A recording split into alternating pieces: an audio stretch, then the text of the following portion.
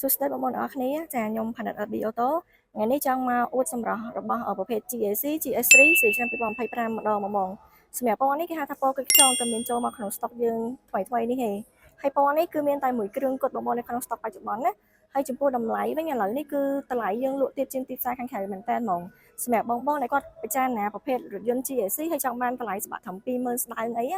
បងពិចារណាប្រភេទ GS3 មួយគ្រឿងនេះគឺត្រូវម៉ាច់ហ្មងបងចំពោះតម្លៃពេញពីមុនហ្នឹងគឺតម្លៃ21500ឥឡូវហ្នឹងយើងធ្វើ promotion នៅសល់តែ$2500បង$2500បងជាប់ម្ដងទៀតយើង discount $1000ហើយសម្រាប់រថយន្តមួយគ្រឿងនេះគឺ full option ដូចគ្នា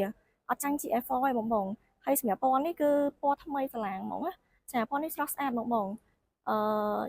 ធ្លាប់មានភ្ញៀវគាត់សួរខ្ញុំទៅលើពណ៌នេះសម្រាប់ GF4 ដែរប៉ុន្តែវាអត់មានចូលមកឥឡូវនេះមានតែចូលមកទៅលើប្រភេទ GS3 មួយគ្រឿងសិនអញ្ចឹងណាបងអាចមើលពណ៌គេនៅខាងក្រៅបានគឺ unique ស្រស់ស្អាតមែនតើណាហើយសម្រាប់ពណ៌នេះគឺវាស៊ីគ្នាខ្លាំងមែនតើហ្មងជាមួយនឹងប៉ាណាខ្មៅ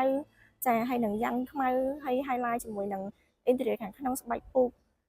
ពណ៌ខ្មៅ highlight បដិញគ្នាជាមួយនឹងពណ៌ទឹកប៊ិចកម្ដៅអីគឺស្រស់ស្អាតខ្លាំងមែនតើហ្មងណាហើយពណ៌នេះគេហៅពណ៌គុយខ្យងហ្នឹងគឺបងអាចមើលក្នុងវីដេអូបានសម្រាប់នៅពេលដែលភ្លើងដាក់នៅពេលថ្ងៃមានភ្លើងបាញ់ពីលើមកអីគឺវារៀង highlight ជាមួយនឹងពណ៌រៀងបែកលឿងនេះបងស្រស់ស្អាតខ្លាំងមែនតើហ្មងបងសម្រាប់ពណ៌មួយពណ៌នេះគឺថ្មីស្លាងហ្មងហើយវាស៊ីគ្នាជាមួយនឹង GS3 ខ្លាំងមែនតើហ្មងដោយសារតែសម្បីតែជាគៀងខាងមុខគេអីក៏គេ design ជាលក្ខណៈ sport car ដែរចាហើយខ្ញុំធ្លាប់ធ្វើការ review compare ជាមួយនឹងប្រភេទ GS3 ជាមួយនឹង GS4 នេះមួយសារហើយអញ្ចឹងឥឡូវខ្ញុំគ្រាន់តែចង់បង្ហាញពីពណ៌នេះសម្រាប់ឲ្យបងដែលគាត់កំពុងតែស្រឡាញ់មើលប្រភេទរថយន្តតម្លៃត្រឹម20000ស្ដើងអីហើយបាន full option ណាបងអាចមើលទៅលើប្រភេទពួក GS3 នេះបានបងស្អាតណាស់បងពណ៌នេះខ្ញុំអត់និយាយបញ្ចូលអីគឺស្អាតមែនចាវាចេញមកវាស៊ីជាមួយនឹងតួរថយន្តស៊ីជាមួយនឹងរូបរាងស៊ីមួយយ៉ាន់ស៊ីមួយ interior គេខាងក្នុងអីគឺស៊ីគ្នាខ្លាំងហ្មងចាហើយចំពោះយ៉ាន់កង់ទំហំកង់វិញគឺ18អ៊ីងបងអានេះលើសខ្វះគ្នាមួយGS4 នោះតែ1អ៊ីងទេ GS4 19និង18ហើយបើសិនជានិយាយទៅលើកញ្ចក់មើលក្រោយវិញគឺក្តោបកញ្ចក់ក្តោបដូចគ្នាបងចាព្រោះប្រភេទ GS3 នេះតម្លៃ2500ក៏ពិតមែនប៉ុន្តែ full option ដូចគ្នាបងសូម្បីតែដៃទ្វារអីក៏ដូចទៅនឹងប្រភេទពួក GF4 ដែរចាឥឡូវខ្ញុំមកឲ្យបងមើលពីខាងក្រោយវិញចាំខ្ញុំបង្ហាញពី interior ខាងក្នុងម្ដងចាដូចកន្លែងនេះអីគេ highlight ចេញមក design ចេញមកគឺ sport ហ្មងបងស្រស់ស្អាតមែនតើហ្មងសូម្បីតែ stock ខាងក្រោយអីចេញមកគឺ unique ហ្មងបងហើយអីដែលសំខាន់ហ្នឹងគឺខាងក្រោយនេះគឺគេ design មកមានកំពង់ស៊ីម៉ាំងភ្លុះហ្នឹងបងចាហើយចំពោះ mode កំពង់ស៊ីម៉ាំងភ្លុះនេះគឺស្រស់ស្អាតណាស់បងសម្រាប់រថយន្ត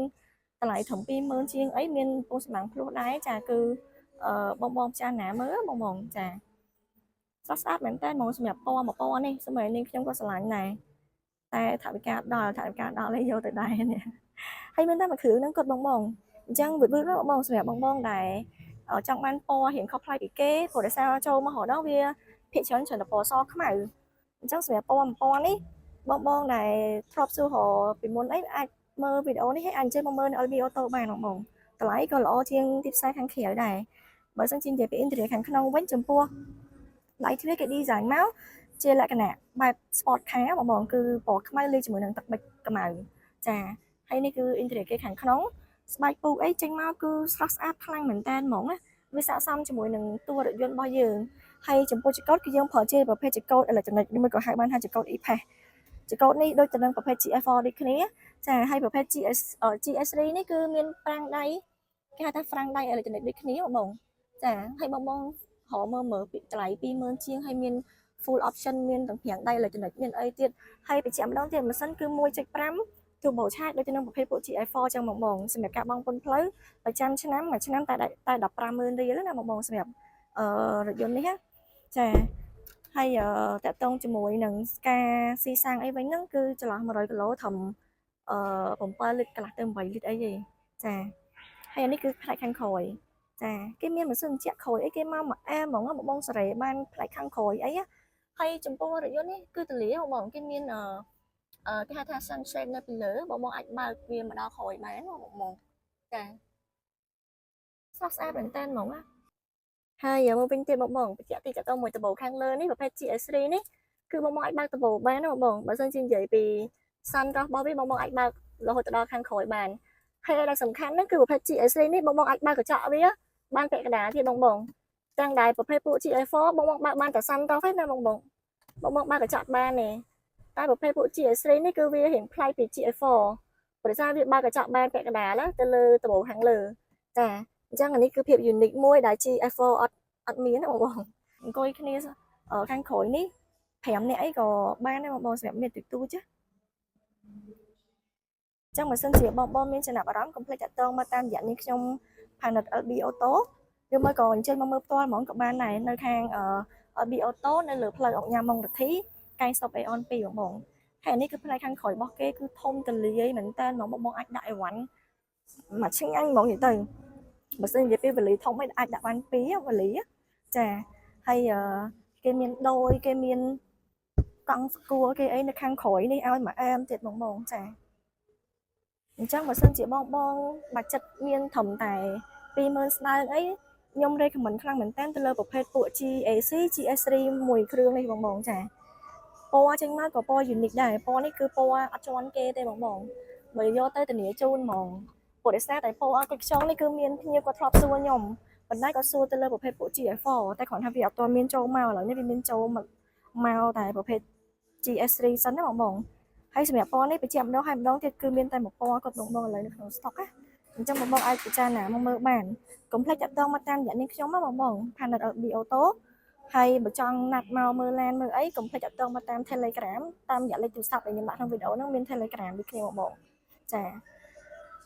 ស្អាតមែនតើបងខ្ញុំនៅតែអត់អស់ចិត្តសម្រាប់ពណ៌នេះវាទៅមានចូលមកបងហើយរហូតដល់ខ្ញុំអត់សូវបានថតទៅលើប្រភេទ GS3 នេះផុសប្រហែលទេដោយសារតែជាប់ដៃជាមួយនឹង model ផ្សេងទៀតដែរហើយមួយរយៈនេះអ្នកលក់ឈើធ្ងន់ដែរហ្នឹងតែចេញពីប៉ែតមកដែរហ្នឹងអញ្ចឹងអត់សូវបានធ្វើ content review រថយន្តឬមួយក៏ថតឲ្យបងមើលហ្មងនេះអញ្ចឹងឥឡូវនេះត្រឡប់មកវិញទាំងតែចលែងកងួរខ្លាំងហ្មងបងអាចស្ដាប់ទៅដឹងហើយចាខ្ញុំសូមបញ្ជាក់ម្ដងទៀតបងពណ៌នេះគឺពណ៌គុយខ្យងប្រភេទ GAC GS3 ស៊េរីឆ្នាំ2025តម្លៃ$2500បងតម្លៃ$2500អត់កុហកអត់លាក់បាំងអីទេចាតម្លៃបែបណាគឺថាបែបហ្នឹងរថយន្តមានអីខ្លះគឺថាមានហ្នឹងចាអត់ចេះបន្លំទេបងសម្រាប់អ្នកលក់ណាខ្ញុំមិនដឹងតែសម្រាប់ខ្ញុំមួយគឺខ្ញុំចិត្តត្រង់មួយភ្ញៀវចាឡានមានអីគឺថាមានហ្នឹងតម្លៃប៉ុណ្ណាគឺថាប៉ុណ្ណឹងអីអត់និយាយបច្ចិតបឈៀងអីទេគឺអត់ទេចាអញ្ចឹងបងអញ្ចឹងបើសិនជាចាប់អារម្មណ៍ទៅលើរថយន្តប្រភេទ GS3 មួយគ្រឿងនេះកុំភ្លេចតាក់ទងមកតាមរយៈនេះខ្ញុំ Planet LB Auto ទាំងអស់គ្នាបងនិយាយទៅអ្នកលក់ចេញមកថ្ងៃនេះអត់សូវស្រស់ស្រាយទេចាព្រោះដោយសារឈឺមួយថ្ងៃទេចេញពីផាតមកដែរទេចាអញ្ចឹងកុំភ្លេចតាក់ទងមកតាមរយៈនេះខ្ញុំទាំងអស់គ្នាបងខ្ញុំនឹងដាក់លេខទូរស័ព្ទនៅខាងក្នុងវីដេអូនេះហើយបើសិនជាចង់មកមើលរថយន្តមួយគ្រឿងនេះនៅខាងក្រៅផ្ទាល់អាចអញ្ជើញមកបាននៅខាង LB Auto នៅលើផ្លូវញ៉ាំមករទ្ធីកែងស្តុប Aeon 2អាចណាត់នាងខ្ញុំមុននៅក្នុង Telegram បានបងកុំភ្លេចឆាតមកតាម Telegram ទាំងអស់គ្នាបងអូខេអរគុណច្រើនបាយបាយកុំភ្លេចជូនពរអ្នកលក់ឲ្យជាម្នាក់ម៉ាត់ផងបងអរគុណច្រើន